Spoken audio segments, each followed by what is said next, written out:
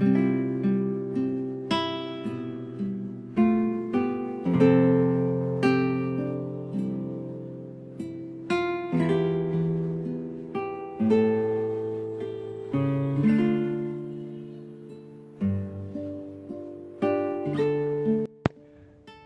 mabuting balita ng Panginoon ayon kay San Lucas.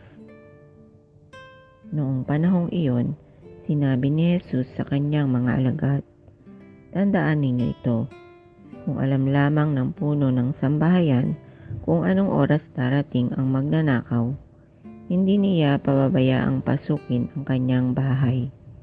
Kayo may dapat humanda, sapagkat darating ang Anak ng Tao sa oras na hindi ninyo inaasahan." Itinanong ni Pedro, "Panginoon, sinasabi po ba ninyo ang talinghagang ito para sa amin o para sa lahat?" Tumugon ang Panginoon, "Sino nga ang tapat at matalinong alipin?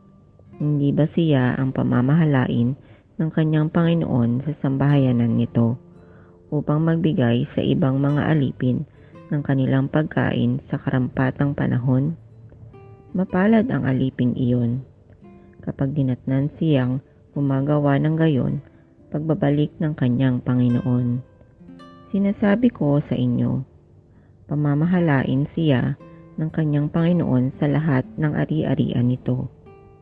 Ngunit, kung sabihin sa sarili ng aliping iyon, matatagalan pa bago magbalik ang aking Panginoon, at simulan niyang bugbugin ang ibang aliping lalaki at babae, at kumain, uminom, at maglasing.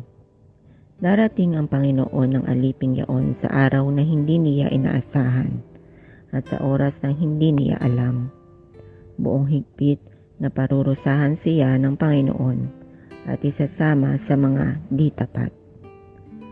At ang aliping nakaalam ng kalooban ng kanyang Panginoon, ngunit hindi naghanda ni sumunod sa kalooban nito, ay tatanggap ng mabigat na parusa. Ngunit ang aliping hindi nakaalam ng kalooban ng kanyang Panginoon at gumawa ng mga bagay na nararapat niyang pagdusahan, ay tatanggap ng magaang parusa. Ang binigyan ng maraming bagay ay hahanapan ng maraming bagay, at ang pinagkatiwalaan ng lalong maraming bagay ay pananagutin ng lalong maraming bagay. Ang mabuting balita ng Panginoon.